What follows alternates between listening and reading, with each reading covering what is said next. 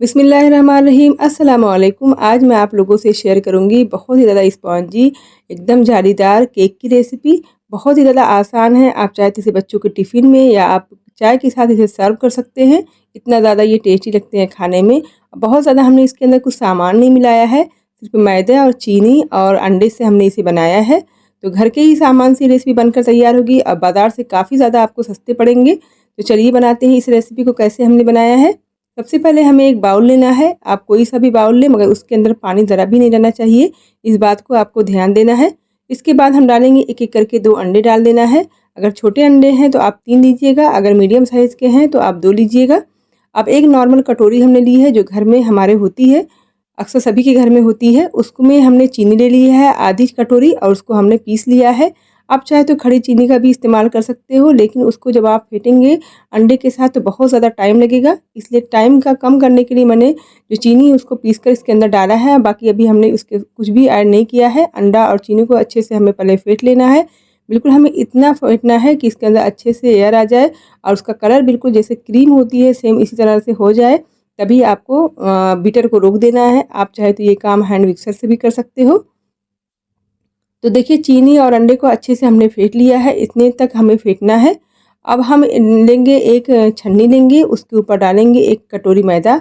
तो जिस कटोरी या कप से आप चीनी को मेजर करेंगे उसी से आपको मैदा भी लेना है। आधी कटोरी चीनी रहेगी तो 1 कटोरी मैदा लेना है आपको है। तो मैदे को अच्छे से हमें पहले छान लेना है और छानने के बाद अब उसके अंदर हम डालेंगे 1 टेबल स्पून बेकिंग पाउडर डालना है। बेकिंग सोडे का आपको इस रेसिपी में बिल्कुल भी इस्तेमाल नहीं करना है। और अच्छे से इसे हमें छान लेना है बेकिंग पाउडर को भी। और अच्छे से इसे छानने के बाद अब इसे हम मिक्स करेंगे। अब थोड़ा-सा मैंने यहाँ पे फूड कलर 1 चुटकी डाला है, आप चाहे तो हल्दी का पाउडर भी डाल सकते हो इसे अवॉइड करके। अब सभी चीज़ों को अच्छे से मिक्स करना है और बहुत ही हल्के हाथ से आपको मिक्स करना है।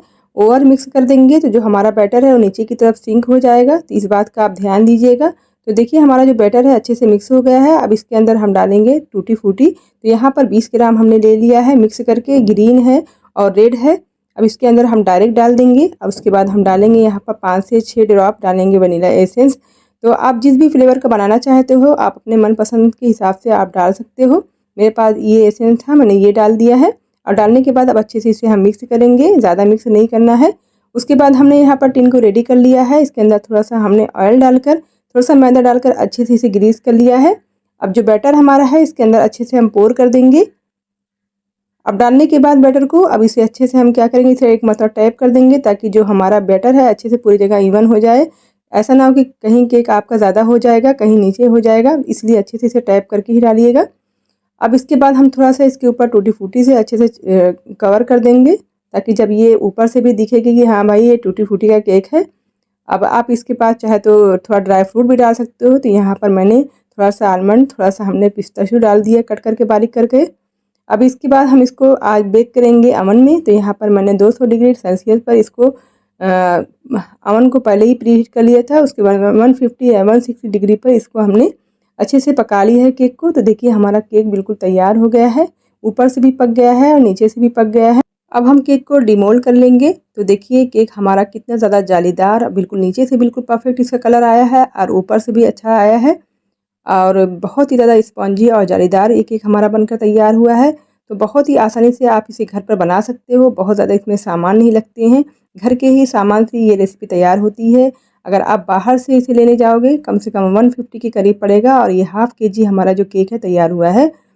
तो आप इसे स्लाइस में कट कर लीजिए। आप इसे एयर टाइट कंटेनर में रखकर फ्रिज में रख दीजिए, 2 से 3 दिन तक आराम से इसे खा सकते हो या फिर बच्चों की टिफ़िन में आप दे सकते हो। कुछ चीज़ों को आपको ध्यान रखना होता है बेकिंग में। जो सारी चीज़ें मैंने आपको टिप्स और ट्रिक बताई हूँ, आप फॉलो करके अगर बनाएँगे तो आपका इसी तरह से केक बनेगा। तो बिल्कुल जब जो बर्तन में आप एग डालोगे उसमें बिल्कुल पानी नहीं रहना चाहिए, नहीं तो आपका जो केक है बिल्कुल ख़राब हो जाएगा। मेजरमेंट का आप ज़्यादा ध्यान दीजिएगा, तभी आपका केक बिल्कुल परफेक्ट बनेगा। देखिए हमने स्लाइस में देखिए कट कर लिया है। तो आप भी रेसिपी को ज़रूर ट्राई कीजिएगा, फैमिली और फ्रेंड में एक मरतबा ज़रूर शेयर कीजिएगा। अगर आप केक ट्राई करेंगे ज़रूर बताइएगा। अल्लाह हाफ़िज़।